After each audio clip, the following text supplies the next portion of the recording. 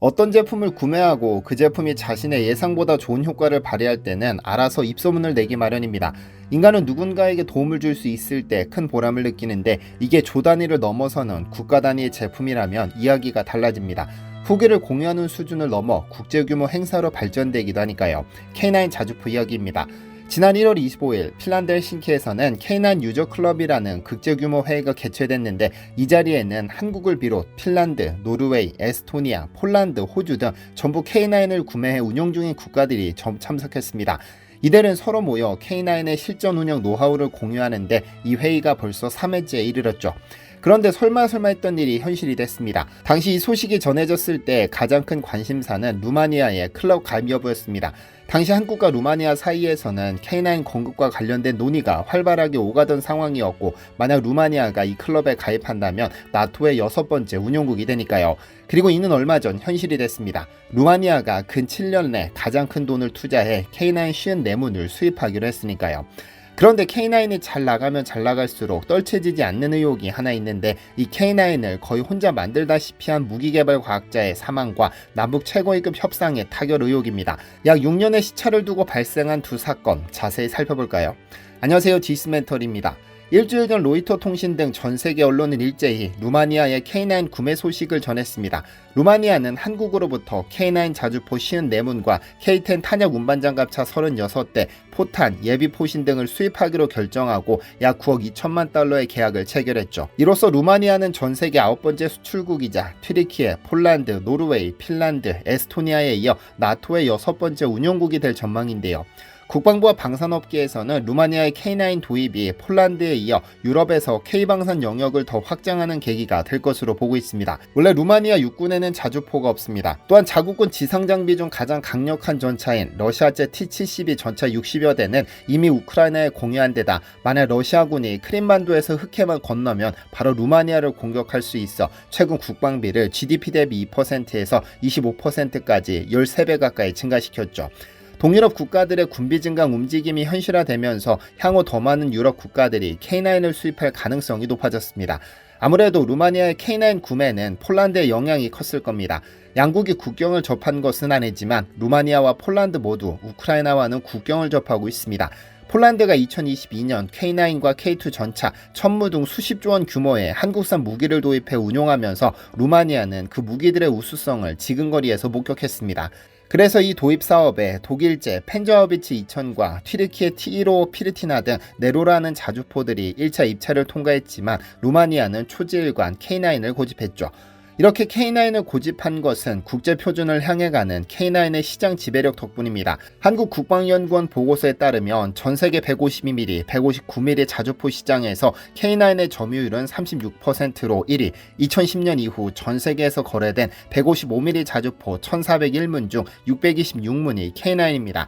특히 하나 에어로스페이스가 올 초 폴란드에 자주포 부품 공급 센터를 설립하겠다는 계획을 밝혀 루마니아는 부품 수급의 이점도 가져가게 됐는데요.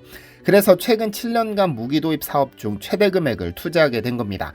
그런데 혹시 이렇게 전 세계적으로 최고 명품 무기로 꼽히는 K9의 등장에 한 무기 개발자의 죽음이 있었다는 사실을 아시나요? 지난 2009년 8월 24일 국방과학연구소는 보도자료를 통해 지상무기 개발을 총괄하는 김동수 ADD 제5기술본부장이 23일 오전 갑자기 심장마비 증세를 일으켜 병원으로 후송 중 순직했다고 밝혔습니다. ADD는 김 본부장이 최근 ADD 국방녹색기술연구기획위원장을 맡아 지상, 무인화 기술개발, 연구소 선진화 계획 수립 등을 위해 휴일도 반납한 채 일을 하다 과로로 숨진 것으로 보인다고 했죠. 예비역 대령 김동수 본부장은 사실 세계적인 명품으로 인정받는 K9 자주포의 탄생 주역이면서 우리나라 육상무기 분야 최고 권위자이기도 합니다. 육사와 서울대 기계공학과를 졸업한 뒤 미국으로 유학, 미 해군대학원에서 운영분석학 석사, 캘리포니아대 기계공학 박사를 거쳐 미 해군대학원에서 강의하다 1991년 귀국해 ADD 선임연구원으로 파견돼 자주포 체계 개발을 진두지휘하며 K9과 인연을 맺게 됐습니다. K9은 개발 사업이 시작된 1991년부터 약 10년간 매달린 끝에 사거리, 발사 속도, 기동성, 생존성, 탄약 적재, 사격 후 진지 전환 등 자주포가 갖추어야 할 모든 조건을 완벽하게 갖춘 역작으로 대한민국 무기 개발사를 다시 쓰게 한 최고의 걸작인데요. 고 김 본부장은 K9 개발에 너무 빠진 나머지 지난 1993년에는 야전 시험 중 자주포 해치에 왼손이 끼어 손가락 2개가 잘려나가는 불의의 사고를 당하기도 했죠. 그의 동료들은 김 본부장의 목소리가 참 컸던 것으로 기억하고 있습니다. 개발 과정에서 청력을 거의 상실했기 때문으로 자기 말이 잘 안 들리니 목소리가 크게 나올 수밖에 없었죠. 자주포 발사 소리는 오장육부가 떨릴 정도로 고막을 강하게 때리는데 수천 발의 시험 발사를 바로 옆에서 받아냈으니 청력이 멀쩡한 것이 오히려 비정상이었을 겁니다. 그럼에도 끝까지 포기하지 않고 매달린 끝에 개발에 성공해냈는데요. 그리고 K9 개발이 완료되자 곧바로 터키 수출 단장을 맡아 2001년까지 10억 달러 수출 계약을 성사시켜 국내 독자 기술로 개발한 무기 체계를 외국에 수출까지 하는 혁혁한 공로를 세웠죠. 세계 최고의 걸작을 만들어낸 주인공임에도 한국형 다목적 헬기 개발 등을 포함 한국산 무기 개발에 매진하다 결국 과로가 누적되어 출근길에 심근경색으로 쓰러져 다시 눈을 뜨지 못한 겁니다. 그런데 K9의 개발 주역인 그의 죽음과 2015년 8.25 남북 합의가 상관관계가 있다고 보는 시선이 있습니다.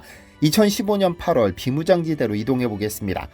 2015년 8월 4일 경기도 파주시 비무장지대에서는 5분 간격으로 목함지랩 2개가 폭발하는 사고가 발생했습니다. 수색 근무를 나가기 위해 비무장지대 소초 인근 철책의 통문을 통과하는 과정에서 북한이 매설한 목함지뢰를 밟아 부사관 한 명의 오른쪽 무릎 위와 왼쪽 무릎 아래 다리가 절단됐고 부상당한 그를 통문 밖으로 데리고 나오던 또 다른 부사관이 또 지뢰를 밟아 오른발목이 절단됐죠. 사실 북한군은 이를 자신들이 하지 않았다고 주장했지만 우리 군이 밝힌 사실은 다릅니다. 남쪽이 더 높은 이 지역의 특성상 지뢰가 빗물에 쓸려 내려왔을 가능성이 없고 사고 현장은 평소 차량이 다니는 지역이므로 지뢰 제거 작업이 끝난 상황이고 사고 뒤 현장에는 지뢰만 있었을 뿐 함께 떠내려온 흙 흔적이 없어 이는 누군가 의도적으로 지뢰를 묻어놨을 가능성이 높다고 봤죠. 그리고 잔해를 분석한 결과 북한군의 목함지뢰라는 사실이 밝혀졌죠.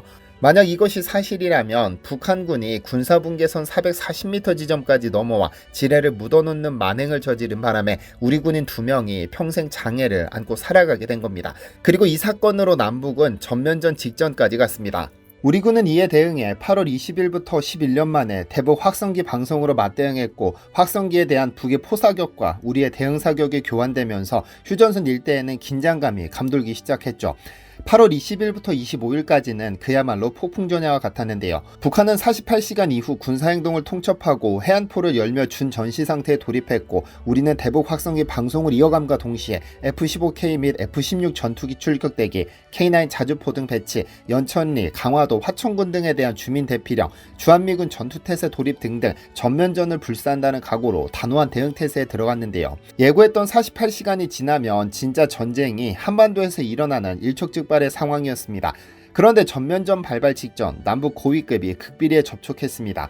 우리 측에서는 당시 홍영표 통일부 장관, 김관진 대통령 국가안보실장이 북측에서는 황병서 북한군 총정치국장과 김양건 북한 노동당 비서가 참석해 무려 33시간이라는 마라톤 협상 끝에 8월 25일 마침내 8.25 남북 합의를 이끌어냈습니다.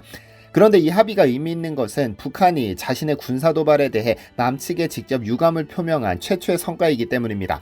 공동보도문에는 북측은 최근 군사분계선 비무장지대 남측에서 발생한 지뢰폭발로 남측 군인들이 부상을 당한 것에 대하여 유감을 표명하였다라고 기록되어 있는데 이는 상당히 이례적인 반응입니다.